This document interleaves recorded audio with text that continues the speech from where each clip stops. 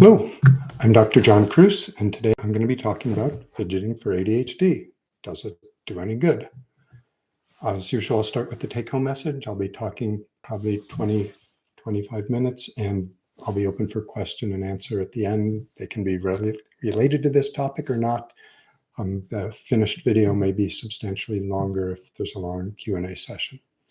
So the take-home message is that hyperactivity and particularly fidgeting are characteristic of ADHD.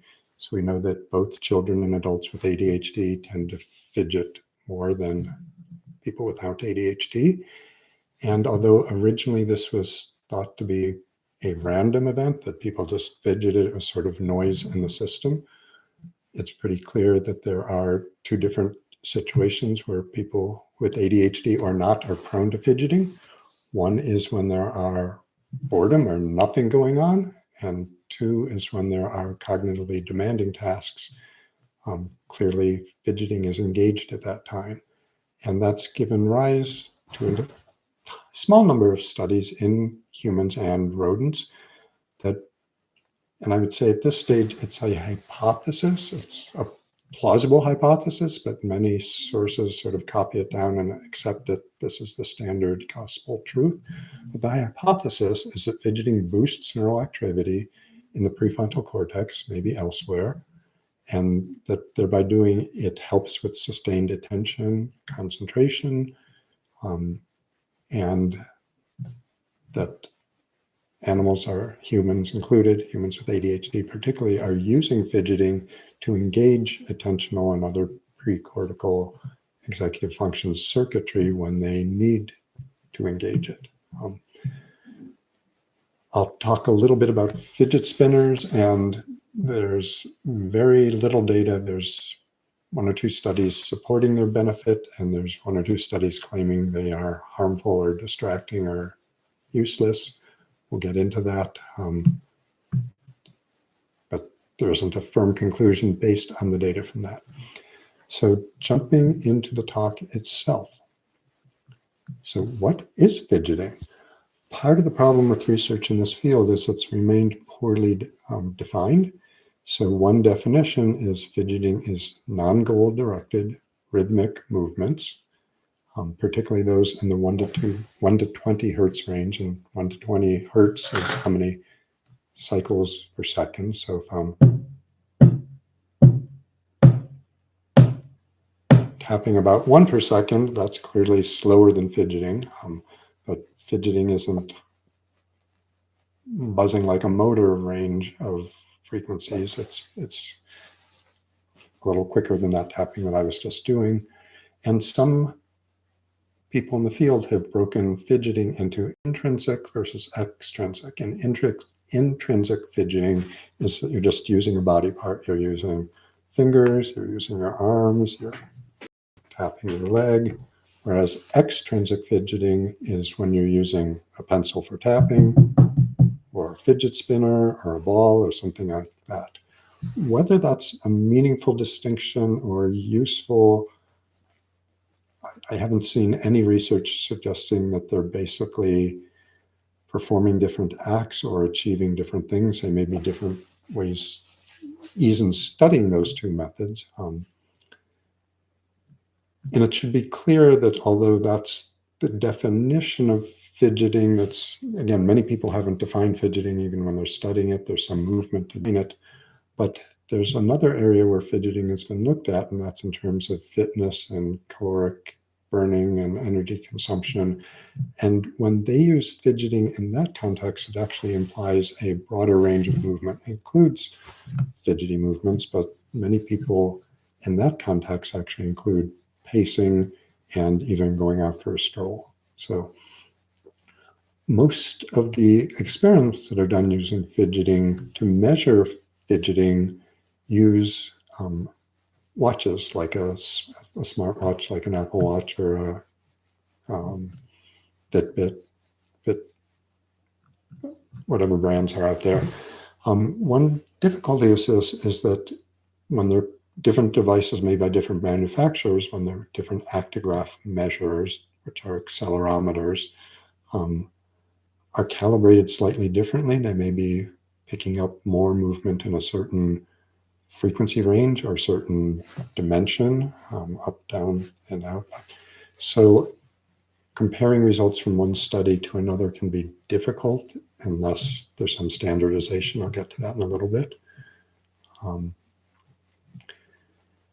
So of this sort of fragmented and rather imprecise field, one of the best studies just came out earlier this year, conducted by Julie Schweitzer at UC Davis. And she used 70 adults with ADHD. So much of the fidgeting research is done on people with ADHD. All these had ADHD. It was recruited online. So these were adults age 18 to 50, so no older adults, older. And uncharacteristic for most ADHD studies, only 36% of the subjects were male. So this was a female biased group. They did not include anyone with autism, and you could be on stimulants for your ADHD, but any other use of psychoactive medications disqualified you from the study. And the main test that they were doing is what's called a flanker test. So the flanker test is a measure of response inhibition and of attention. And it consists of, on a computer screen, flashing 5 arrows, and you need to tell whether the middle arrow is pointing left or pointing right. So it's a question of its orientation. And the confusing or complicating part is that the items flanking it, adjacent to the middle arrow, can be either congruent, they can be pointing the same way, or they can be incongruent, pointing the opposite way, or they can be even neutral, which means that they're not an arrow at all. They may be a square or circle, something else, not pointing either direction. And previous studies have shown that kids with ADHD do fidget more than kids without ADHD when they take a flanker test. And kids with ADHD themselves fidget more on the flanker test than they do on easier tasks of attention. So an easier task of attention would just be flashing this image on the screen. And with the flanker test here, they were flashing it for a minute, I believe, and a minute blank, and then on to the next one. So an easier task would just have no flanking items, but just asking, is that a left or right? This study also involved a Stroop test, which is where you flash words, names of colors written in either the same color the word is, so a blue word printed in blue, or a blue word printed in red, for example. So that's a measure of selective attention. And they measured fidgeting with actigraphs on the left wrist and right ankle. And all of their results, whether people were left or right-handed, required pushing, and it was an index finger, using the right hand only for pressing. And this study was an attempt to find more consistent, objective ways of measuring fidgeting. So they analyzed the actigraphs for the fidgeting of fidgeting, how often individual movements were, the intensity or size of the movements, and the consistency, how much they varied in the spacing, the timing between them. And what they found is that increased fidgeting during the correct trial, so the subjects in the study, who again were all adults with ADHD, fidgeted more when they were answering the flanker test correctly. And it was both the number of fidgets and the intensity of fidgets that were higher when they were on correct trials. And they also noticed that fidgeting, as the sessions progressed, people fidgeted more. And the group that particularly fidgeted more as the test progressed, were those who had low reaction time variability. So they were also measuring how quickly someone responded and answered the cue.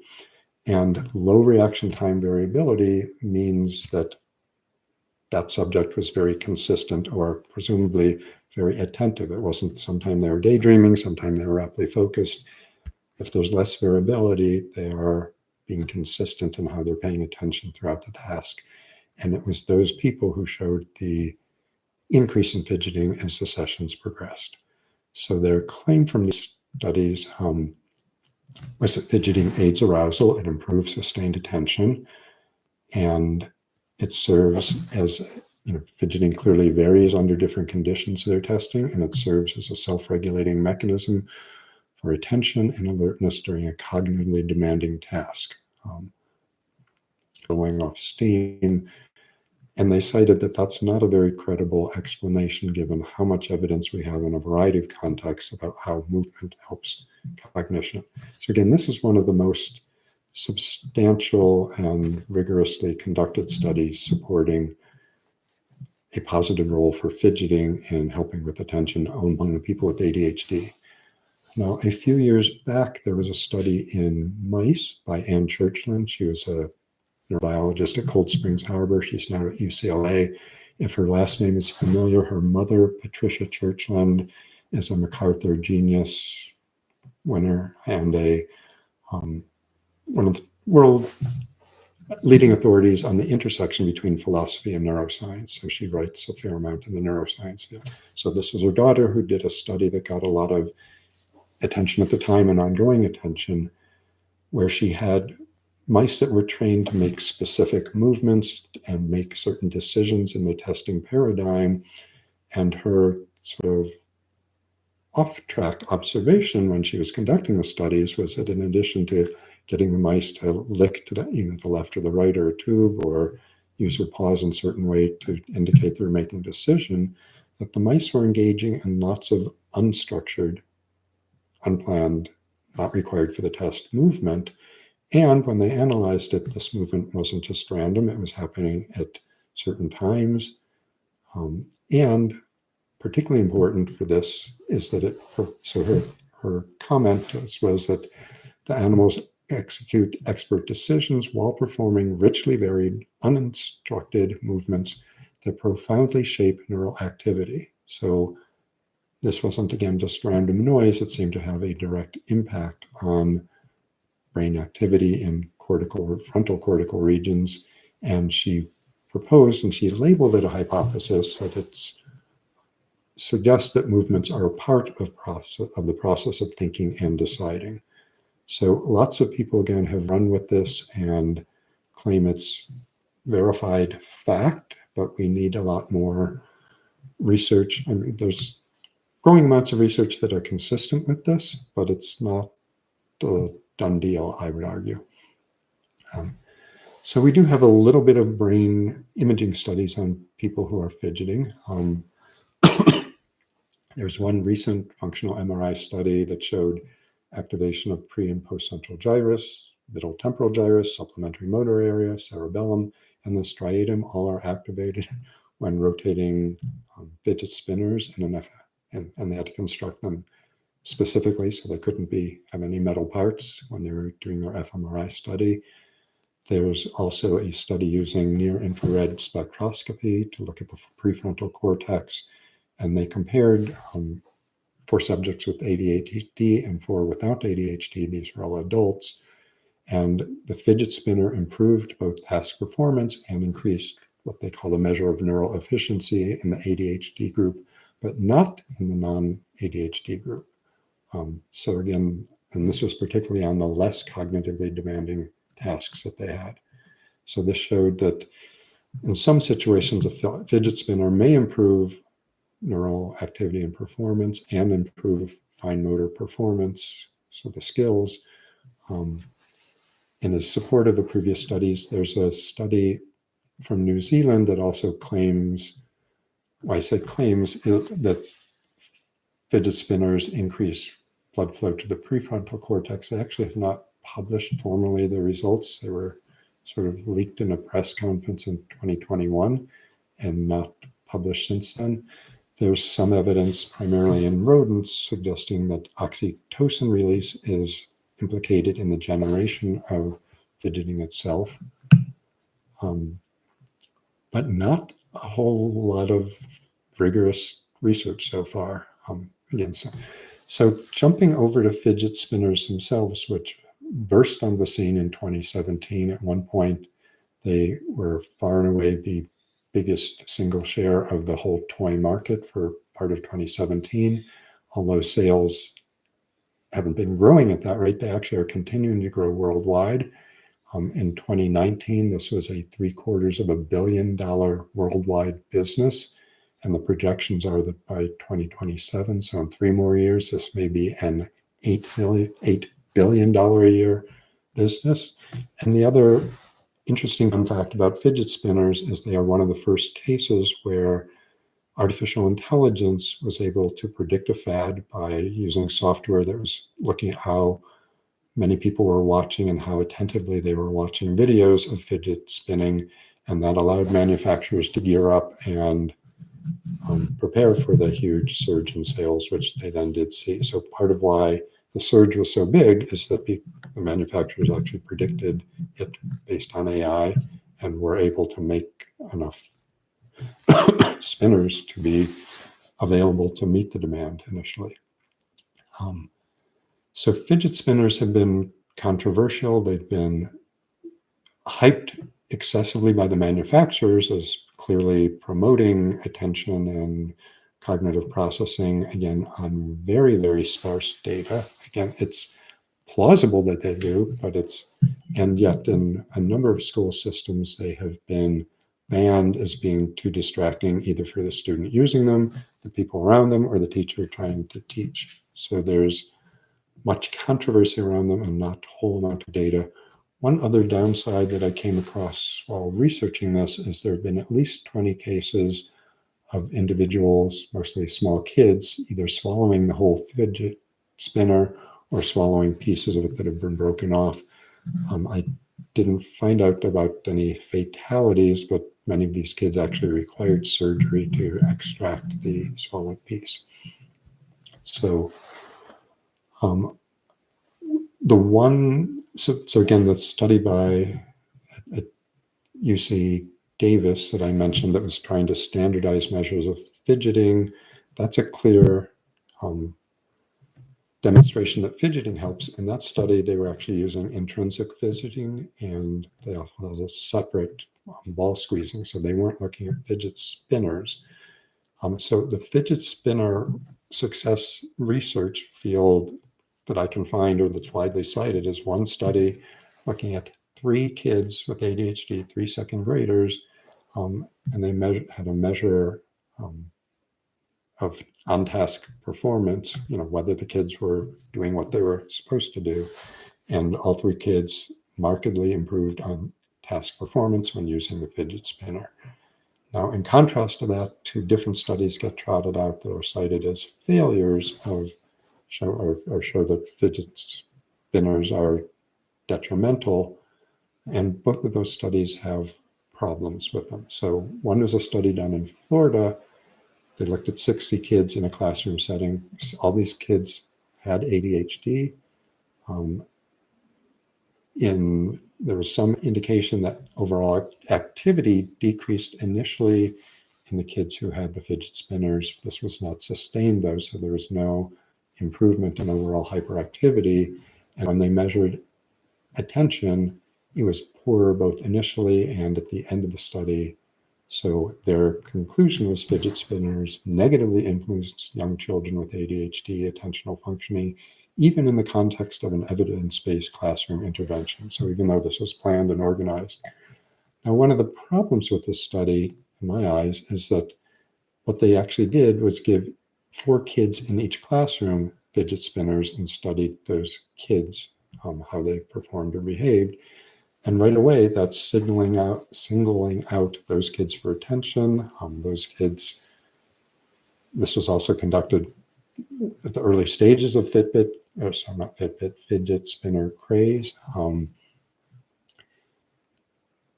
So it's not surprising to my mind that this could be a distraction, both the individuals and those around them, and that might have nothing to do with what the fidget spinner could actually do in a different setting. So another test, published study, composed of actually 2 subsets of studies, a little better constructed, but not a perfect study. This was conducted by Julia Soares at UC Santa Cruz.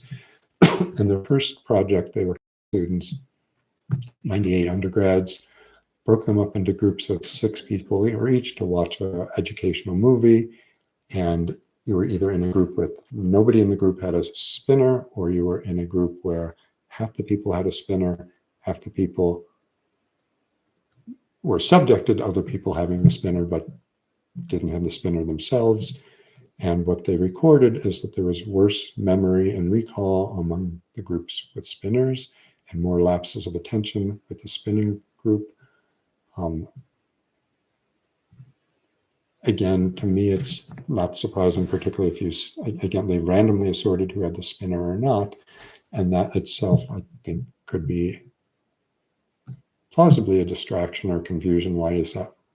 Why didn't I get one, even though they know it was randomly? In their study, that the people who were present in spinner rooms but didn't have one in their hand themselves were not statistically doing poorer than their non-spinner group. So they weren't distracted, but the people with spinners were.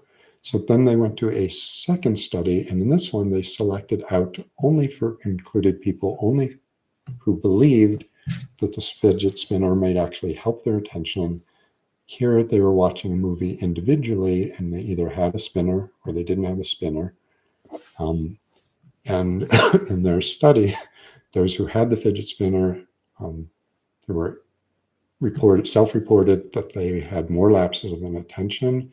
They judged their own accuracy in listening or how many mistakes they made. They knew they were making more mistakes, and they did make more mistakes in the memory test. So their claim is that this demonstrated, but again, one big problem with this is that they were looking at who had fidget spinners or not. They didn't look at whether people were using the fidget spinner and spinning with it, and or whether they were fidgeting otherwise, intrinsic spinning. So there was no measure of fidgeting in this actual study. So part of this shows that there's context matters a lot. So another example of that is that this is a widely cited study, that adults who are given a spinning with the fidget spinner do better than control group. These are adults without ADHD on fine motor skills. So they asked them to trace a spiral pattern. But in the study, they actually had three groups. They had a group who just held the spinner in their hand and didn't spin it for a minute. They had a group who fidget spin with the fidget spinner, and they had a group who just were told to do nothing for a minute before the tracing part of the test. And both the sham groups, the group who held the spinner but didn't get to spin it, and the spinner group who got to spin it, both those groups improved on fine motor skills. So again, that study doesn't show necessarily that it was the spinning or fidgeting that helped, that maybe it was just holding an intricate object in your hand made your hand more prepared or tuned to do tracing. So again, context matters. There's actually a number of studies over the years showing that fidgeting in a different context, and again, this is fidgeting that includes a broader range of physical behaviors. Fidgeting consistently is demonstrated to burn calories. People who've had their diets artificially given more calories, those that actually subconsciously or consciously, however they do it, increase their fidgeting, actually can avoid weight gain, even though they're being fed an additional 1,000 calories a day. Those who don't adjust with upping their fidgeting gain weight. There's also some studies showing that we know that sitting for long periods of time increases your likelihood of dying from a variety of causes. So overall mortality is higher. But when they've broken this down and looked at sedentary people who are high fidgeters, they had no increased mortality. So it's only the high fidgeters who are highly sedentary people who aren't fidgeting who have that increased risk. So I'd say the data so far probably shows there is more evidence that fidgeting could save your life than there is and keep you trim than there is in that it's effective in tuning your mind. I think it's a very plausible hypothesis. I think we are building more and more data to support it. And so particularly if you have a quiet way of fidgeting and that's not highly distracting to people around you, and if it works for you, fidget away. So that is all I have to say today. Part of my screen is blocked, so I think, yes, there are some questions. Next week's topic is about the amygdala involved in ADHD. So, under the questions. So Amadi asks, do cigarettes help with ADHD regardless of their health hazards? So I do have a video here on nicotine. It's one of the older ones. So yes, there's clear evidence that nicotine can help people with focus and attention. It's interesting, unlike many of our stimulants, which increase hyperactivity and increase anxiety, nicotine seems to have properties that are both calming and increasing focus. There were a couple companies trying to mark and pre-release testing showing that nicotine-based products, agonists, were helpful for ADHD, but those studies, those products have been abandoned before they brought them to market.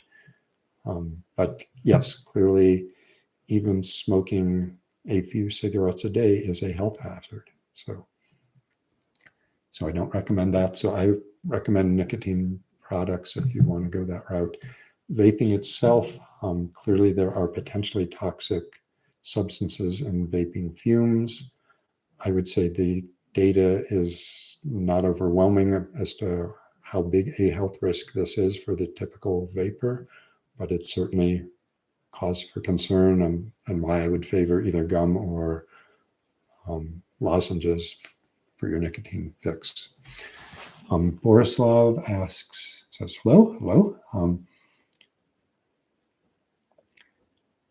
So I'll bring it up here. So Borislav was asking to arrange a individual consultation or an evaluation.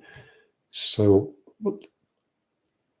the short answer is I'm flattered by someone who wants me to work with them, but I have, in the 2 years since I've moved to Hawaii, I'm not taking any new patients. Some of this is legal medical issues. So I am both licensed still in California and Hawaii. And part of it is that I feel that I can help a greater number of people with my videos and my writing than I can in a direct one-on-one consultation. So I'm trying to move that direction. So and it's hard for me to say no, but I've been actually pretty good at sticking to that no. So there, I've answered that. So hello, Dennis. So is it true that nicotine helps with OCD? That I don't know is a simple answer. And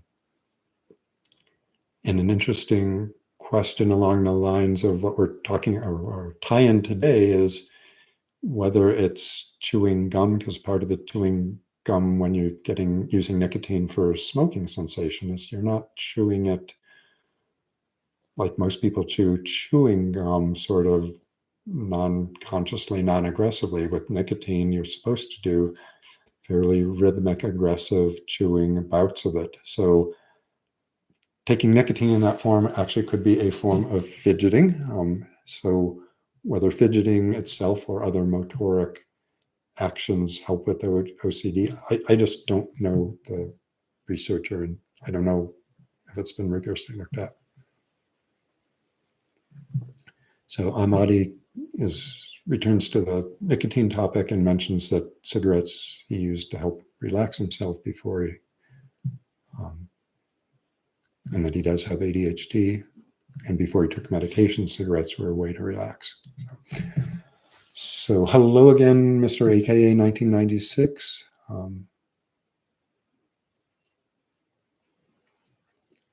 So I don't know how much to read and how much would be jargon. So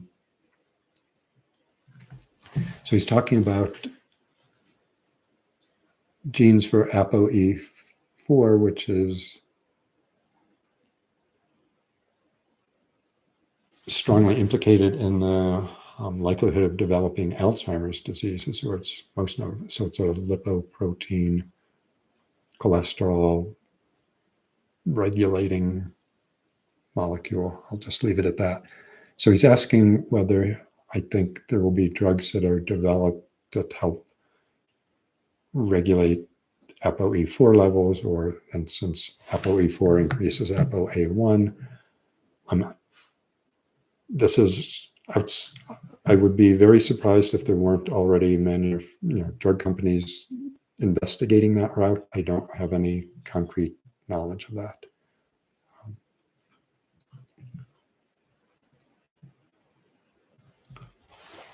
So TD volunteers that they vape nicotine and they're taking 5 cups of coffee a day. So I have also talked about caffeine in coffee on these videos.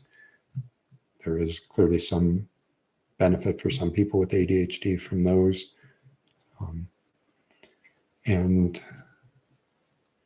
SNP channel asks, can Strattera cause permanent sexual dysfunction?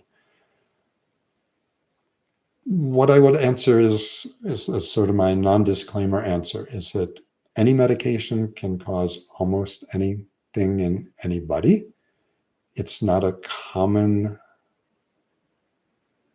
problem, and usually, the drugs in psychiatry that far and away have some of the highest rates of sexual dysfunction problems, which are the serotonin reuptake inhibitors, and there it's generally decreasing libido and causing orgasmic delay, usually not directly having an effect on erectile issues, but sometimes secondarily those can develop.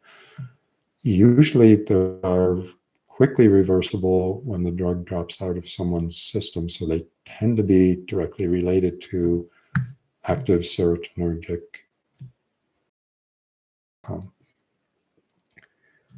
So I just don't know if cases have been reported of permanent sexual dysfunction from Strattera. So TD says they are interested in sluggish cognitive tempo and the default mode network.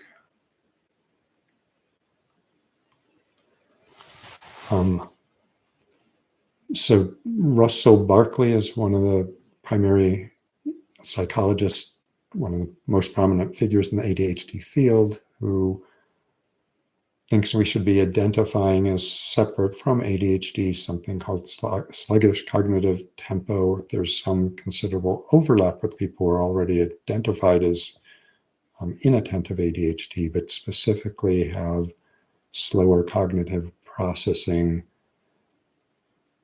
And I don't have much more to say directly about it.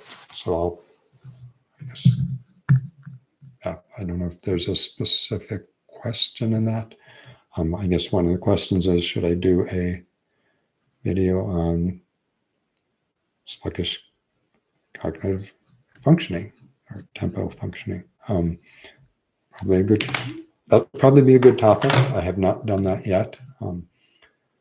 So I'm not seeing any more questions, so I will sign off in a minute. Starting in August, I will probably be organizing things somewhat differently. So the plan is to have a complete pre-recorded video out, because the quality, particularly since I'm stuck here in rural Hawaii, I'm dependent on Starlink, which is a lousy connection. Starting in August, I will be recording a video and uploading it, so that should be better quality.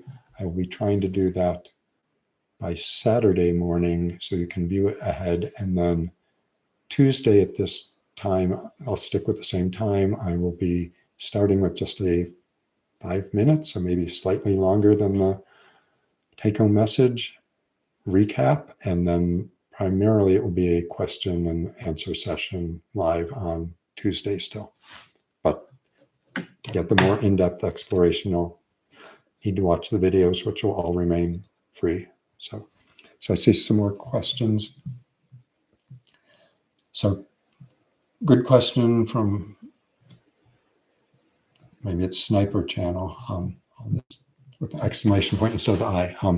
Do you think aripiprazole could help in ADHD? That is one of the topics I've said I would cover probably in August. There are small studies showing individuals, and I've certainly seen it in my clinical practice. So aripiprazole, and again, there does seem to be real evidence for help with ADHD. I believe it's the antipsychotic most studied in the context of ADHD, but I will hopefully find out more from that with research. So Mr. AKA 96 also echoed that he would like to see me talking about sluggish cognitive tempo and cognitive disengagement syndrome.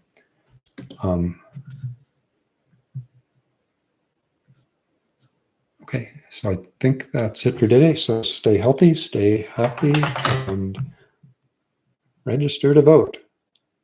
If you're an American, if you're in any democracy. That's all. Bye.